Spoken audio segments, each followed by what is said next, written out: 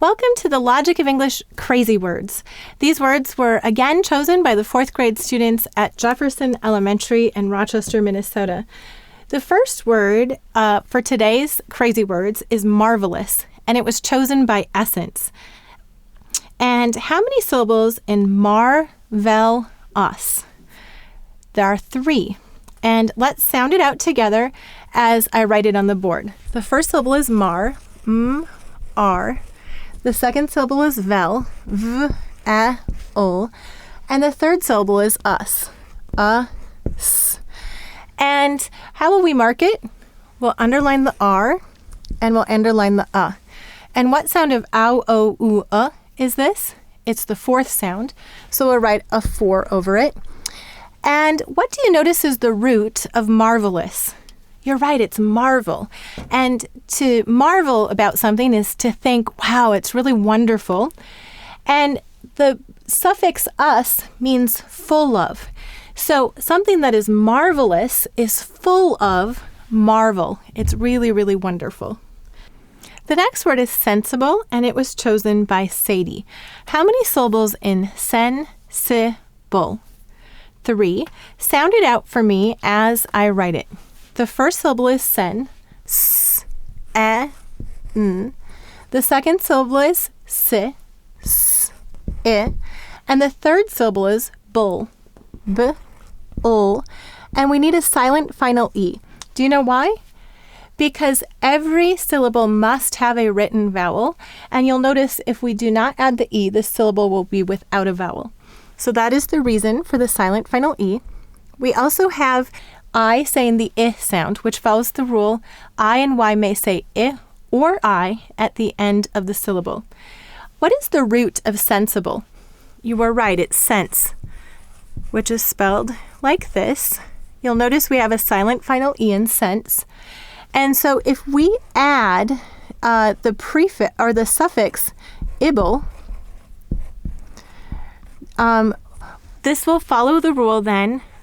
You may drop the silent final E when adding a vowel suffix. So that's exactly what happened in the word sensible. We dropped the silent final E when adding the vowel suffix ible. The next word is antonym, and it was submitted by Kate. And let's count the syllables in antonym. We have antonym, 3 syllables, and let's sound it out together. Second syllable is to, t, o, and the third syllable is nim, n, I, m.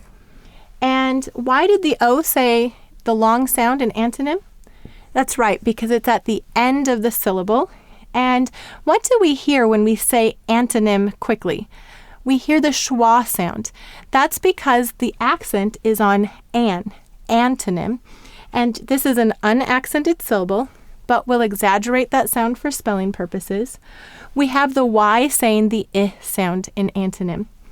Now, nim is the Greek root for name, and ant means against. So an antonym means the opposite name.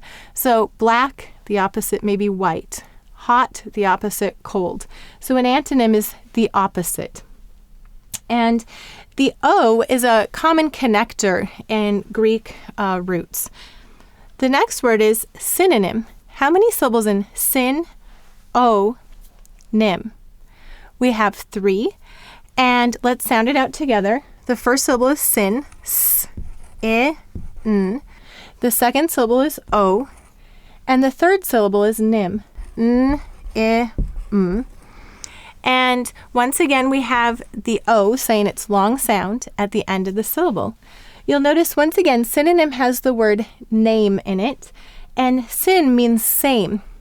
So this means the same name, and we have that connector again. Oh, by the way, synonym was chosen by Michaela and by Josie. The last word for this crazy word series is eponym, and this was chosen by Mrs. Ewing, one of the 4th grade teachers at Jefferson. So Mrs. Ewing actually has a question on hers. She says, why not a long E sound? Let's look at the word eponym, and then we'll talk about that. So how many syllables in ep-o-nym? We have 3. The first syllable is ep, e, p. The second syllable is o. And the third syllable is nym, n, I, m. Once again, the O is saying its long sound at the end of the syllable. Some of you may be wondering, what does eponym mean? Nym means name, so you'll have an idea that this has something to do with a name when you begin to understand the roots in words. And ep means before, so this is a name that comes before. For example, Romulus is the eponym of Rome. Now, let's look at Mrs. Ewing's question. Why is there a short E in eponym and not a long E? Why is this P closing this syllable and not stuck to the second syllable? To examine this question, let's look at a derivative, which is eponymous. Eponymous is used in the music industry to describe an album that is named after the group. So, for example, the Beatles have an album titled The Beatles, and that album is the eponymous album for the Beatles. So let's go ahead and write the word eponymous. We have E, pon, I, mus. And you'll notice in eponymous, the E is saying its long sound. And then we have the suffix us as well. Now, we have the E saying the long sound in eponymous, where the P is going with the second syllable. This is just very, very common in languages. It's common in Greek roots and it's common in English roots, where when we add suffixes and prefixes, those syllables will break in different places. And so here, the P is closing the syllable for the the E to say its short sound. And here the E is saying its long sound, so it is at the end of the syllable. Some of you may have been taught syllabication rules that say when you hear a short vowel sound, there should be a double consonant to close the syllables. And this is a principle that's common in the language, but it's not every place. And so that's not a rule that the Logic of English teaches our students. It's a principle that we will point out happens sometimes, but it's not a rule because there would be so many exceptions to that. Rather, it is better to look at words and say, we have eponym, we know that that P is closing the syllable, and eponymous, we know that that E, because it's saying its long sound, is at the end of the syllable. And then one just last connection with the word eponymous. In Marvelous, we learned that us means full of. So here we have full of your name that comes before. And so the Beatles album that's titled The Beatles, you can kind of picture the fullness of how that name represents the album and the group, and the album is full of that group's music. Well, thanks so much for joining us for this week's Crazy Word List.